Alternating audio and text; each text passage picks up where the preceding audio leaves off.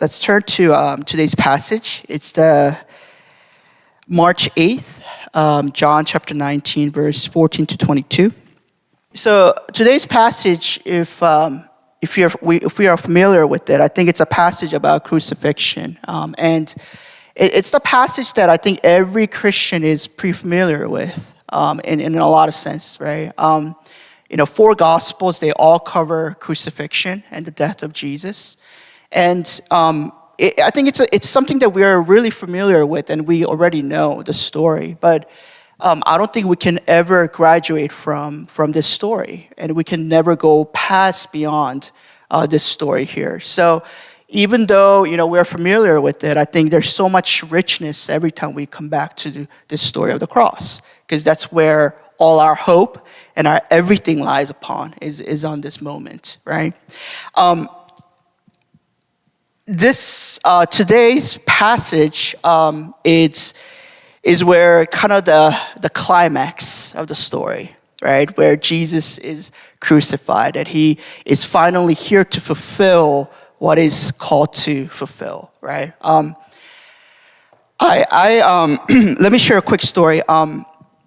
In my previous church, I was flying to LA to speak at a youth retreat, and I sat next to a Muslim man, and I had a conversation with him a little bit, and like airplane, like airport is like the best way to evangelize because you're kind of like stuck with that person right next to you, and so it's kind of like you have to talk to that person.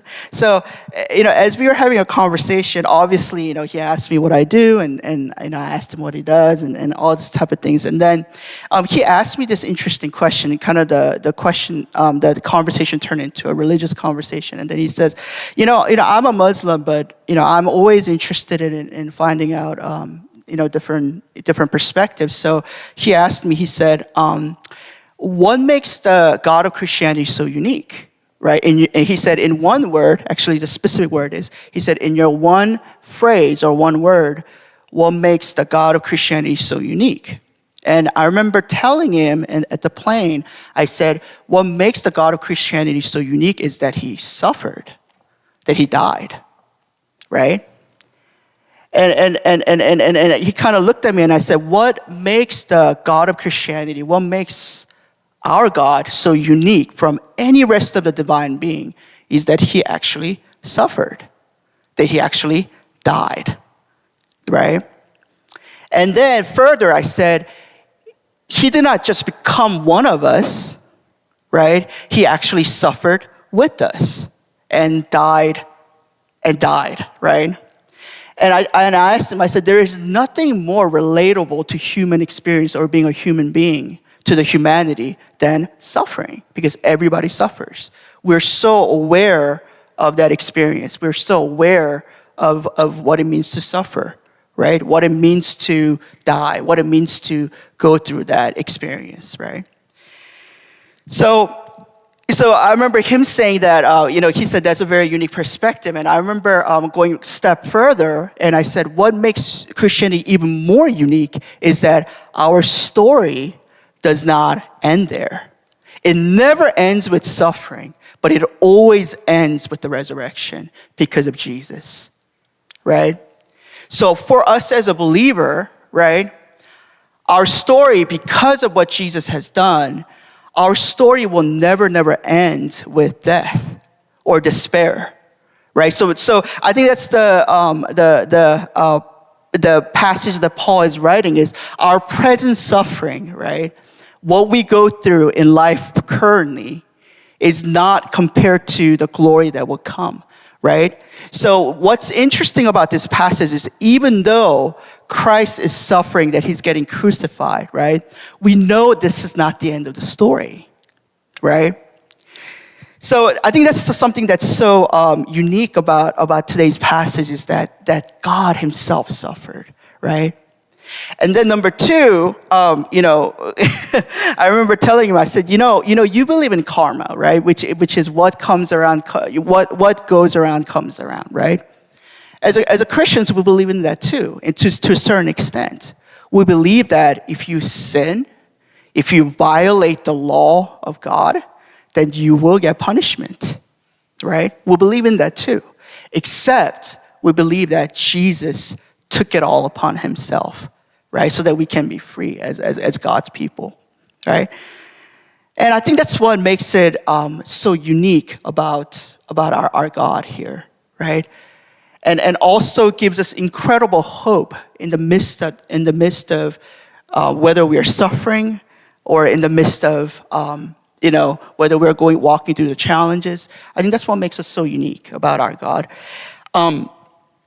In this passage here, there's certain things that kind of sticks out, right? So number one, John kind of gives kind of like the setup and the background information about this, and in the young adults QT, I mention this all the time, right? And that is, the Bible. There's nothing accidental about the Bible. That everything in the Bible is intentional. If it was inspired by the Holy Spirit, if it was written by God, then everything in the Bible is intentional and has a purpose. Nothing is accidental, right? So I think John here, right, he in the beginning, he says it was the day of preparation of the Passover. So I think there is a reason why he mentions that, right? Because what is Passover, right? Everything in the Old Testament is foreshadowing and pointing to the greater reality, right? So the Passover was actually not the kind of like the arrival, but it was pointing something to more greater, right? So Passover, although it was a significant event, it was not it. It was not the arrival. This is it, right? Jesus standing as the sacrificial lamb, right? And dying. This is the real Passover, right? The Old Testament, it was, so everything in the Old Testament is either pointing or foreshadowing that's something that's greater that's coming, right? And Jesus is that fulfillment of that, right? So today what we see is the true Passover, right? The greatest Passover, the fulfillment of Passover being fulfilled in this passage, right? And so, as I was thinking about this, right, about the Passover, different events in the Old Testament pointing to the greater reality. I was kind of thinking to myself, we just had our church anniversary, right? And as I was preparing this, I know it might not be completely related to this, but I think it does. But I was thinking to myself, I was thinking, it's so important, and this is more for the EM members. I think it's so important for the churches to come together. And I remember with the EM leadership team, we really emphasized on the unity of the church, right? The multi-generational, the multicultural. And I think it's kind of a similar idea here. I think the reason why it's so important for us to come together as a church to be in unity is that I think it ultimately points to the greater reality of heaven. That's how heaven is going to be like, right? So as the church come together with the multi-generational, multicultural, and with all different backgrounds come to worship God, I think it points to the greater reality here, right? Just like this passage here, right? And here's another interesting idea, right? It says Passover, and it was about noon, and then what does Pilate say? Pilate says, here's your king, right? As if he's kind of giving Jesus as a sacrifice. But here's an interesting idea about this, right? Is this lingo that he uses, right? Here is your king, right? So here's a king who is willingly laying his life for his people, right?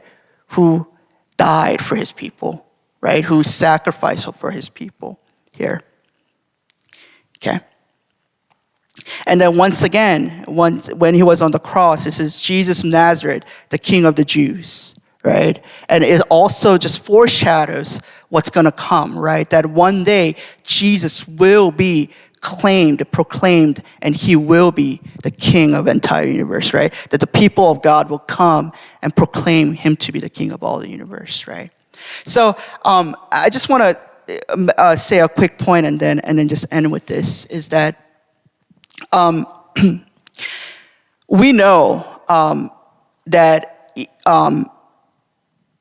in this passage here, right, the suffering king, Jesus' crucifixion, right? And I think it brings a tremendous hope here, because if God can bring forth the greatest glory out of the suffering and the crucifixion of Jesus, then our current suffering and our current challenges and hardships actually make sense, right?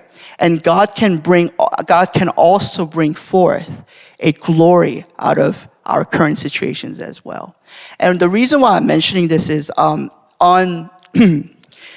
with the Monday QT, and I do have like a 101, and with the Wednesday QT, this week we had a lot of prayer requests, right? There's a lot of people just going through some really extremely challenging situation, right? And especially Wednesday, I'm not going to mention in depth, but we only have a few, guys showed up, so. Pastor Cho always says, hey, like, be relational, get to know, the members and things like that, right? So I remember we cut down our QT short, and I just, said, hey, how are you guys doing? What's going on in your lives? And just so many, so much prayer requests that are coming forth, right? And it was to the point where, I was listening to them, and there's a part of me behind my head, I was like saying, God, like, how are you going to really come through all this situation, right? All these challenges, how are you really going to bring forth your glory, right? And then right when I was done, Pastor Boksanim and Samonim sometimes text me, not in a detailed way, but just say, hey, can you make sure that you pray for this? And just right after the young adults meeting, I received just, this list of the prayer requests, and it just made me wonder, right? It just kind of made me go before the Lord even more. To say, God, how are you going to, so many prayer requests, so many needs, how are you going to really bring forth your glory out of this? How are the people of God going to really see you and able to worship you and praise you, right, through all this? But today's passage, I think, shows, right, is that Jesus' suffering, right, it does not end there. That's not the end of the story. The story ends with the resurrection, right? And for the believers, our story is the same. For us, our story never ends with the grave. It always ends with the resurrection. It always ends with hope, right? A living hope, right? Knowing that somehow or some way, God will bring forth the greatest amount of glory out of all of our life and all our life and all our circumstances.